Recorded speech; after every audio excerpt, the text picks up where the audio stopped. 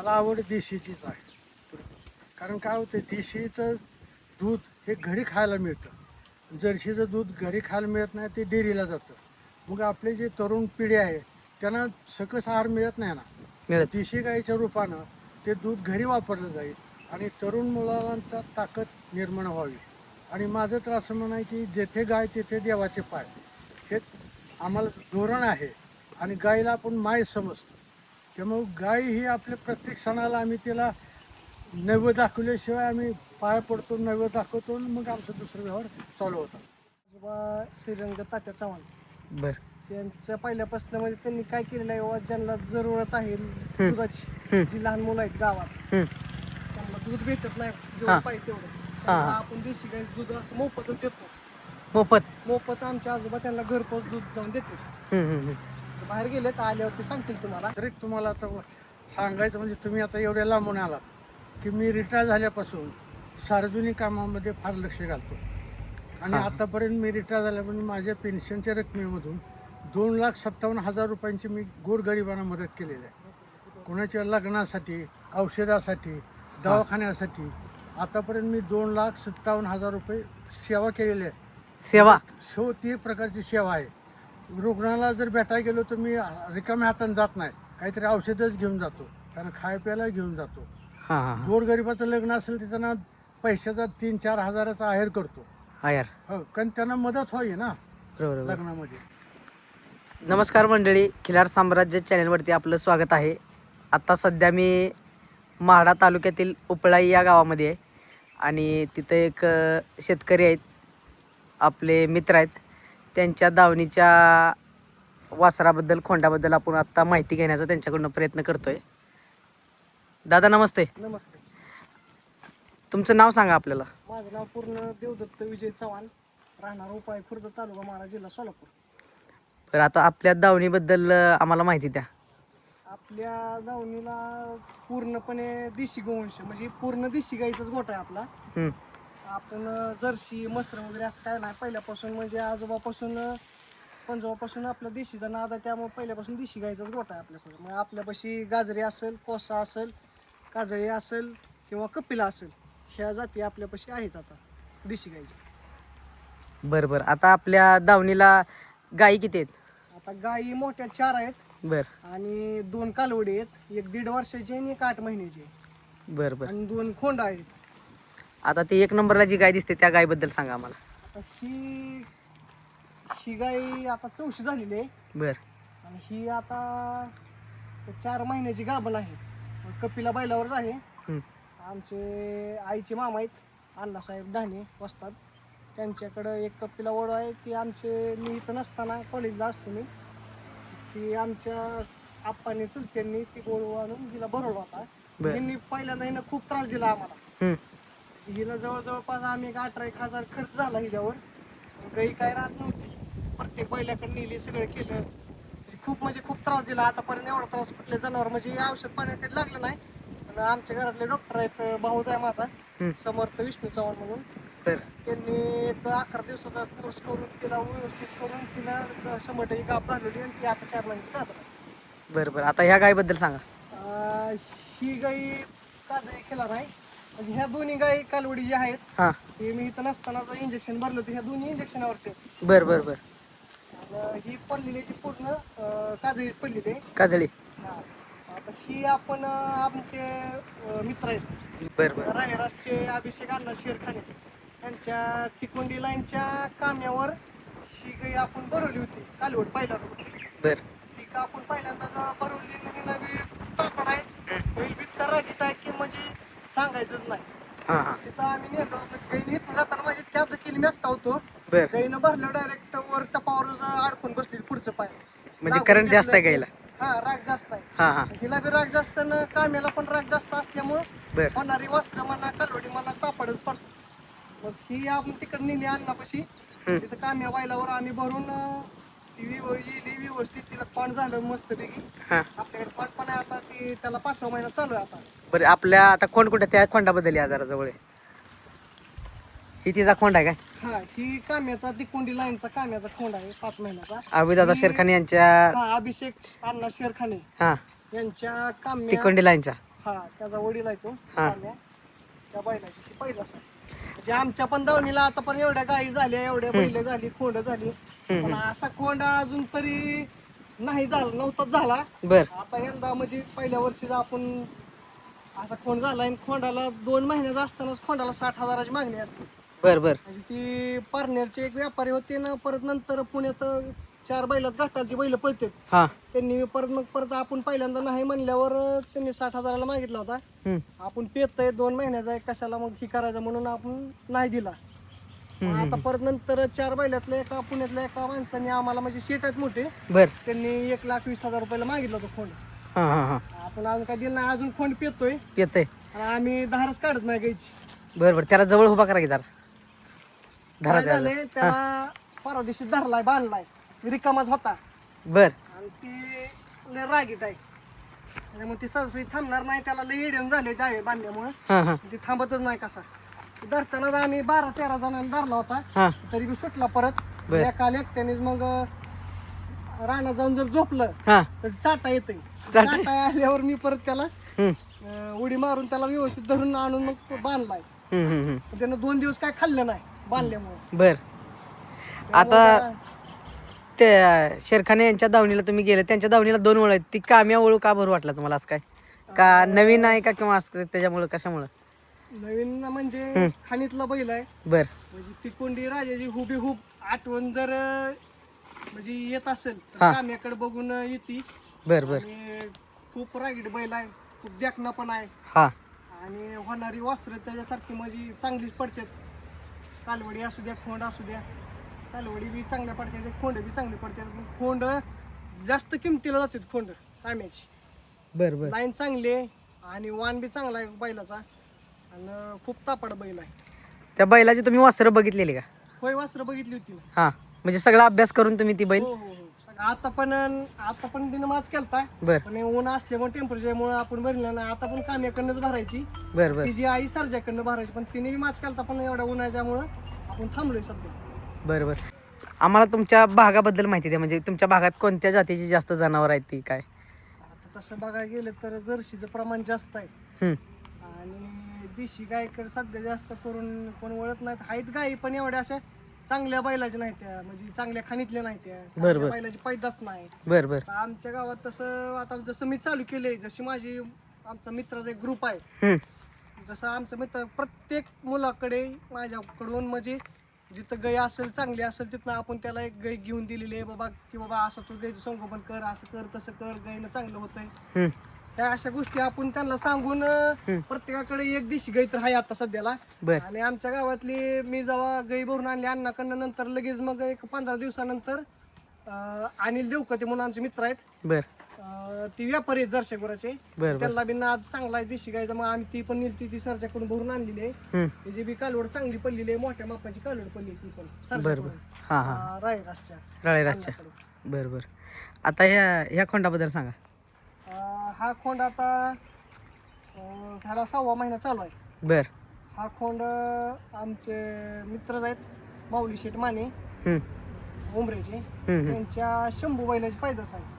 बर बर बर ह्याला कोण मागतात का काय तुमच्या?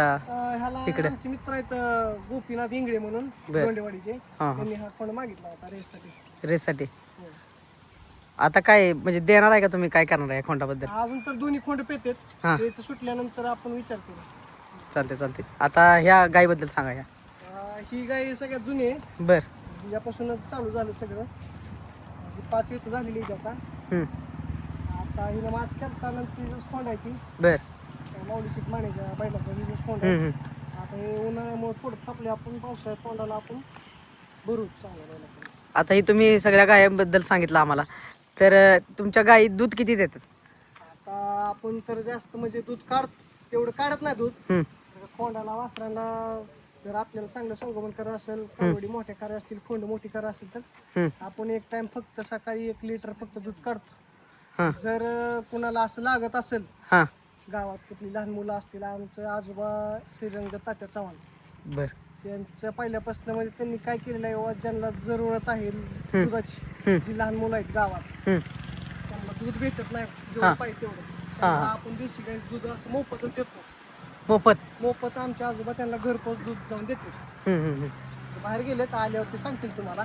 बर बर. ह्या गाईला सगळ्यात जास्त ह्या गाईला दूध आहे. किती दूध आहे हो? आता आपण म्हणजे मी आता ही पहिली 1 नंबरची कालवड आहे का, हा. ती हिचीच आहे. बर. ती कालवड रिकामीच असायची, म्हणजे जवळपास यायल्यावर 5-6 महिने आपण बांधतच नाही कालवड खोंड काय असेल ती. हा हा. ते रिकामी असायची. आपण मग सकाळी ती पियतच आपण एक 2 लिटर काढलेलं आहे दुधीचं. 2 लिटर. एका टायमात 2 लिटर काढलेलं आहे दुधीचं. ती पिऊन ती रिकामीच असायची का आपण प्यायचं ही करून, तरी पण आपण तिनं 2 लिटर एका टायमात दूध दिलेलं आहे. बरं, आता ही कालवड आहे काय? हा, ही कालवड हिचीच आहे. हा. ह्याच गायची, हिचं नाव नंदिनी आहे. बर ह्याच गायची ही कालवड आहे. हिचं नाव जिजा आहे. बर. ही आमचे मित्र होते हम्म. बया कोटावळे, त्यांच्याकडे हिरा म्हणून बैल पळत होता. रेसला. हा रेसचा बैल होता. हा. तो बैल त्यांनी गुलाल गेल्या वर्षी 11 सीझन गुलाल होता बैल. त्या बैलाची ही पैदास आहे. हिला 8वा महिना चालू आहे. 8वा महिना. हो. ही बैल कोस आहे पूर्ण, हा. आणि गाई पूर्ण अशी गाजरीत आहे. ही जास्तच लय मोठी दिसायला, म्हणजे कशामुळे? दूध भरपूर असलं. हिला पण आत्ता बांधलं, 1 महिना झाला हिला बांधून. हा. ही पण रिकामीच होती, म्हणजे सगळी मोकळीच असते, सगळी मोकळी. लहानपणी 5-6 महिने तर आपण कालवडी खोंड काय बांधत नाही, दावा लावत ना. रिकामं दावच लावत नाही आपण तसं. पण तेवढं त्यांना म्हणजे शिकवण बी होतो त्यांना सगळं म्हणजे मेंटेन राहते शरीर. बरोबर. आता हे एक कपिला दिसते इथं काय? हा, ही 1.5 वर्षाची आहे. आता ही काय झालेलं आहे, मी इथं नसताना कॉलेज जातो बाहेर, इंजिनिअरिंग झालोय मी आता. बर बर बर. इंजिनियर झालोय. हा. आणि मी नसताना कॉलेज असताना आमचे चुलतेने संजय चव्हाण आप्पा यांनी ही कालवड सोमनाथ डोले यांचाच यांचाच बैल होता, त्या बैलाची ही पैदास आहे. किती महिन्याची कालवड आहे ही? 1.5 वर्षाची कालवड आहे. हिने मी माच केलता, हा. आणि आपण पहिले 2 माच जिरवतो भरतो.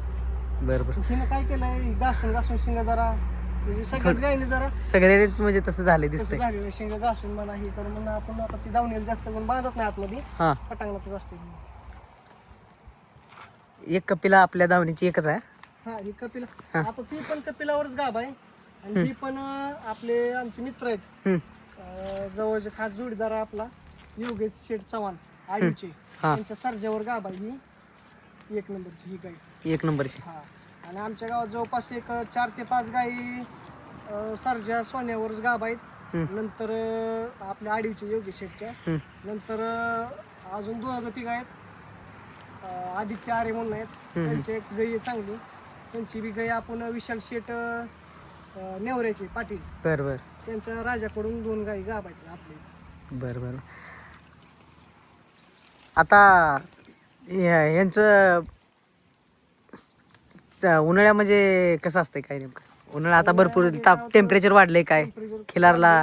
त्याच्यामुळे आपण गायी झाडाखाली ठेवतो. बरं बरं. म्हणजे शेड मध्ये संध्याकाळी बी बांधत नाही, हा. दिवसभर बी बांधत नाही. आपण गाय पटांगणात असतात, संध्याकाळी मागं वावरात असते, दिवसभर झाडाखाली असते गाय. आता ही खोंड कालवडी ह्यांना काय खुराक वगैरे काय असते कसं काय? खुराक म्हणजे असं काय वेगळं नाही, हा. पहिल्यापासून जी चालत आले आमचं तेच साहेब फक्त बरं बरं. गुळी पेंड असते, हा. मकाचा बारडा, बरं आणि खपरी आपलं काय ते करडी पेंट तेवढी ठेवतो आपण कंपल्सरी. बरं. आधी तुमच्याकडे किती गायी होत्या तुमच्या वडिलोपार्जित तुम्ही मगाशी सांगितलं? मी लहान असताना हा. आमच्या आजोबांनी ही पहिल्या 12 गायी होत्या, देशी गायी पहिल्या. दिशी. 12-13 गायी असायच्या. हा. बैल मोठी एक 4 बैल असायची घरी. पण नंतर परत दुष्काळी पडला, पाण्याची अडचण यायला लागली, त्याच्यामुळे परत कमी केलं. तर ती सगळं घरचं जे वाढवलं, घरचं सगळं पैदाशी करून आपण वाढवलं. बरं बरं. काय विकत काय आपण आणलेलं नाही, सगळं घरचं तयार केलेलं. दादा नमस्ते. नमस्ते. आता एवढी इथं आपल्या गाय आहेत, खोंड आहेत, ही आहे, तर इथं झाडं भरपूर आहेत. आत बघितलं सगळं जवळजवळ मोजता येत नाही तेवढी झाडं आहेत. तरी झाडं तुमच्या आजोबांनी मगाशी तुम्ही सांगितले की लावलेली आहेत. आजोबा जरा बाहेर गेले, आता आलेत. आजोबा आपल्याला झाडाबद्दल सांगा जरा. मला लहानपणापासून झाडं लावण्याचा छंद आहे. बरं. आमच्या गावात सुद्धा आम्ही निसर्गमित्र फाउंडेशनच्या मार्फत, पाणी फाउंडेशन मार्फत झाडे लावण्याचा कार्यक्रम केला होता 4 वर्षापूर्वी. तर त्यावेळेला जेव्हा आम्ही 700-800 झाडं लावलेली आहेत. 700-800. आणि मी वैयक्तिक सुद्धा माझ्या शेतातच लावतो असं नाही, शेजापाजाऱ्यांना सुद्धा मी मोफत रोपं देऊन त्यांना झाडं लावायला लावतो.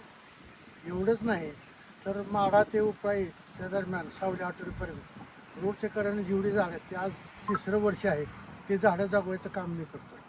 स्वतः पाणी देऊन रोजानं गडी लावून आळी करून त्यांना पाणी देतो, टँकरनं पाणी देतो. उन्हाळ्यात सुद्धा? हो, उन्हाळ्यात आता काम चालू आहे. बर. आळी करायला उद्या किंवा परवा दिवशी पाणी घालायचं काम चालू होणार आहे. आतापर्यंत तुम्ही किती झाडं लावली आता इथं जवळजवळ 450-500च्या आसपास शेतात झाड आहेत. तुमच्या स्वतःच्या? हो हो, आमच्या स्वतः शेतात. बर बर बर. म्हणजे बाग सोडून लिंबोणी आणि केसर आंबा सोडून हा 450-500च्या आसपास सगळी झाडं आहेत.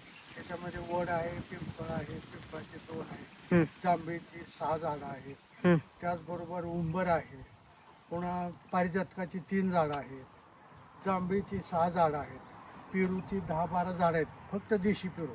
बर. पुन्हा आवळा आहे, चिकूची झाडं आहेत, असे वेगवेगळ्या प्रकारची झाडं आहेत. आता आपल्या दावणीला भरपूर देशी गोवंश दिसतंय, हो, तर त्यांचं शेण गोमूत्र हे झाडांसाठी आम्ही वापरतो. हा. सेपरेट ते खत सेपरेट ठेवतो आम्ही, शेणखत. बर बर. आणि जेवढं ते- खत आहे तेवढं फक्त देशी गाईंचं देशी गायींचंच आम्ही वापरतो हम्म. आणि जीवामृत सुद्धा तयार करून वापरतो. बर बर बर. एवढंच नाही हम्म, तर ज्यांना ज्यांना आवड आहे जीवामृत करायची त्यांना आम्ही मोफत शेण आणि गोमूत्र देतो, सांगतो त्यांना. बर बर. जवळपास आमच्या गावात द्राक्ष बागायतदार जास्त आहेत. ते द्राक्ष बागायतदार असल्यामुळे त्यांना गोमूत्राची आवश्यकता जास्त आहे. बर. मग ते येते तर आपला हौद आहे गोमूत्राचा, हम्म, मोठा हौद आहे. पावसाळ्यात थंडीत आपण जनावर आतमध्ये बांधतो शेडमध्ये, त्या टायमाला तो हौद भरून ठेवतो. भरून म्हणजे वाहतो कधी कधी भरून बर. सुद्धा एवढं त्यात म्हणजे शेण म्हणजे गोमूत्र असतंय. आहे. गोमूत्र आणि शेण दोन्ही मिक्स होते. ते बर. 200-200 लिटरची बॅलर सुद्धा घेऊन जाते इथं भरून. बर. तुम्ही विकता का असं काय? विकत वगैरे काय विकत नाही तसं देतो. विकत देखील मागत असतील का काय? म्हणले काय असेल ते पैसे घ्या, पण हा. लोकांना आवड निर्माण, आपल्याला पैसा घ्यायचा नाही. आपला हा काय व्यवसाय नाही की जास्तीत लोकांना सेंद्रिय खताची आवड निर्माण हो, हा हा. शेतकरी आणि देशी गायबद्दल प्रेम निर्माण हो, हा आपला उद्देश आहे. आपला म्हणजे व्यवसाय असा नाही. नाही. इव्हन आम्ही कंपोस्ट खत सुद्धा बेड तयार केलो हा हा. आणि चिंचची जवळजवळ 130 झाड आहेत. चिंचची? ह्या वर्षी आम्ही चिंच किती प्रकारचे काय आज काय? जे काही गोड चिंचची 2 झाडं आहेत, हा काय आकड्याची 2 झाडं आहेत, हा. अशी वेगवेगळ्या प्रकारची आहेत प्रतिष्ठानची. बर बर. आणि ह्या वर्षी जो आम्हाला 91,000ला व्यापाऱ्यानं चिंचा विकत घेतली. स्वतःच्या शेतातल्या तुमच्या? हा, हे आमच्या व्यापाऱ्यांना हा. 91,000ला सौदा झाला. हा हा हा. सगळ्या चिंचेचा. झाडं तुम्ही कुठून कुठून आणली ही जी सगळी झाडं लावली, एवढं साम्राज्य म्हणजे उभा केलं शेतात? मी हिच्या झाडं लावायला 1998 पासून सुरुवात केली होती. बर चिंचेची झाडं त्यावेळेला आमच्या तिथं ज्यावेळेला मी नवीन आलो, शेत विकत घेतलं त्यावेळेला इथं आम्हाला सावलीच नव्हती. बर. शेजारीच्या रानात जाऊन आम्ही सावलीखाली बसायचो, लिंबाखाली बसायचो. हा मग त्यावेळेला आम्हाला तीव्रता जाणवली आणि लहानपणापासूनच मला सवय आहे की झाडं लावायची, जागवायची, इतरांना सुद्धा द्यायची. ज्यावेळेला मित्रांचा सत्कार होईल आमच्या बँकेतल्या, बर. त्याच्या आठवणीसाठी सुद्धा मी झाडं लावतो. त्याच्या मित्राच्या वाढदिवसासाठी सुद्धा मी झाड लावतो. त्यांना सांगतो तुमचा आज वाढदिवस होता, त्या आठवणीसाठी मी झाड लावलेलं आहे. इव्हन आमच्या आईवडिलाच्या आठवणीसाठी सुद्धा मी दुसऱ्या आश्रमात सुद्धा झाडं लावून दिलेले आहे. बर बर. झाडं सुद्धा. हो. आता ऊन भरपूर चालू आहे, तर तुम्ही आता सुद्धा म्हणजे पाणी पाणी द्यायचं नियोजन? काम चालूच असतं माझं. हा मी कालच त्यांना उशीर लागला म्हणून मी मारा रोडच्या एका झाडाला 3 घागरी पाणी घालून आलो. दिले, ती जरा जळायला लागलं होतं हा हा म्हणून मोटरसायकलवर घागरी बांधल्या, 3 हेलपाटे केले हा आणि 3 घागरी त्याला तर ते झाड आता थांबले ते आता त्याचे हा, हा. मारवायला लागले. हा हा. कारण त्याला जगवणं इमर्जन्सी आहे ना, त्याची जगवणं भाग आहे तो. किती झाडं लावली असं काय मोजमाप त्याचं? आता इथं तर 450-500च्या आसपास आहे. हा. आणि पाणी फाउंडेशनचं जे आम्ही काम केलेलं आहे बर 4 वर्षापूर्वी, तर त्यावेळेला आम्ही जवळजवळ 700 झाडं लावली होती ओढ्याच्या कडेने, रोडच्या कडेने. त्यातली जवळजवळ 90% झाडं जिवंत आहेत. बर बर. आता तुमच्या स्वतःच्या शेतामध्ये फळांची झाडं किती आहेत? सगळी जवळजवळ फळांची झाडं आहेत. बर. आंबा आहे, हा. चिंच आहे, हम्म. पुन्हा आवळा आहे, चिक्कू आहे, जांभळी आहेत. फक्त पिंपळ वड वगैरे सोडलं तर बाकी सगळी फळाची झाडं आहेत. लिंबू आहेत, हा हा. त्यांचं केशर आंबा 1.25 एकर आहे लावलेला. बर. आणि जास्तीत जास्त आंब्याची झाडं जास्त आहेत. आंब्याची किती प्रकारचे आहेत काय? आंबा लोणच्याचा आंबा आहे, पुन्हा केशर आंबा आहे, गुटी आंबा आहे, असे वेगवेगळ्या प्रकारचे झाड. देशी आंबा आहे, हा. पुन्हा नारंगी मोसंबी सारखा हा. तो आंबा आहे. की सगळ्या प्रकारचं पाहिजे, नुसतं एकच आंबा म्हणून चालत नाही.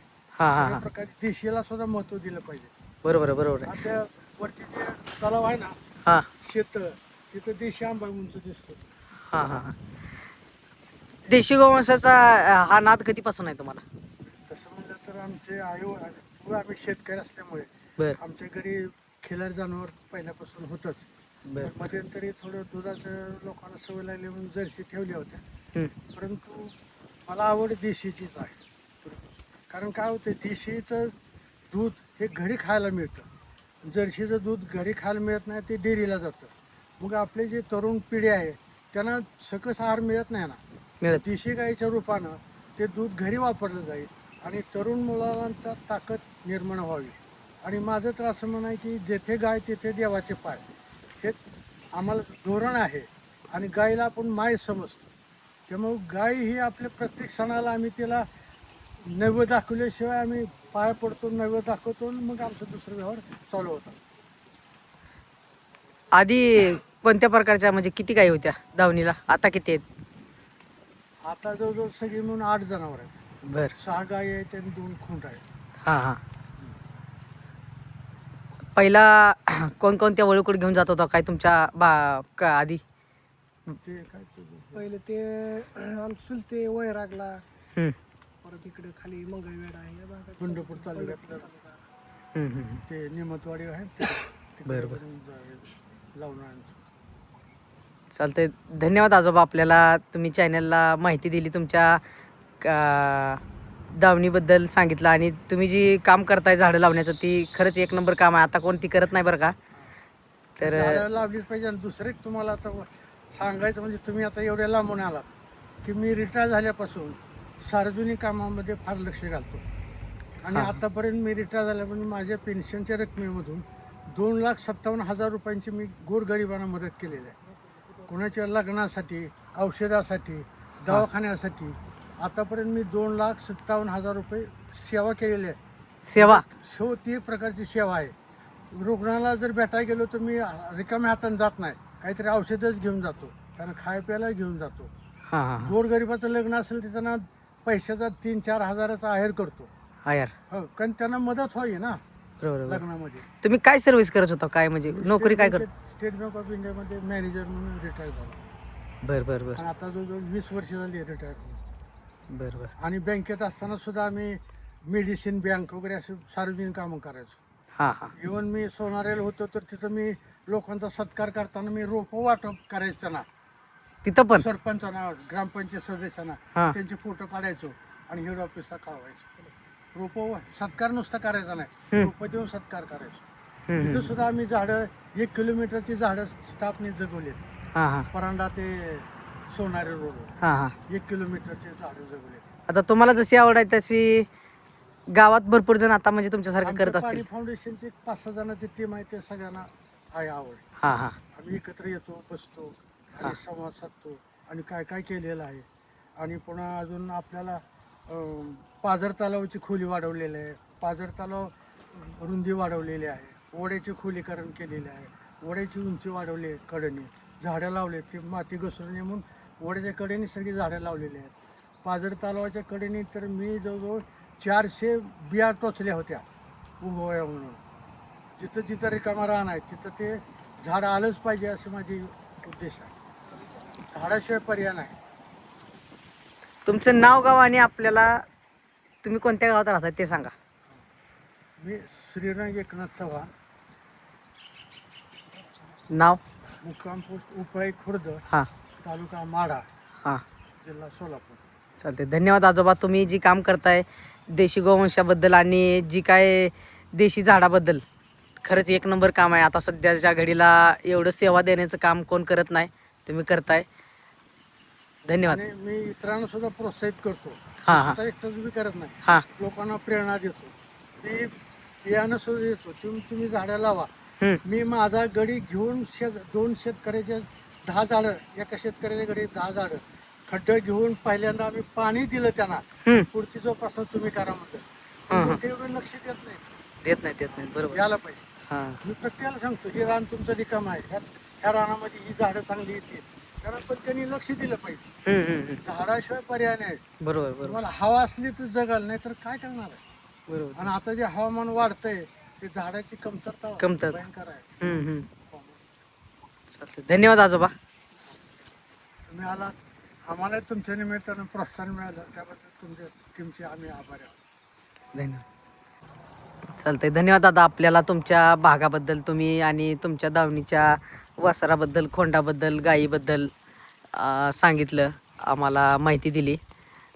तर तुमचं नाव, गाव आणि मोबाईल नंबर सांगा आम्हाला. माझं नाव देवदत्त विजय चव्हाण, राहणार उपळाई खुर्द, तालुका माढा, जिल्हा सोलापूर. माझा मोबाईल नंबर 96 89 27 10 94. चालते. धन्यवाद.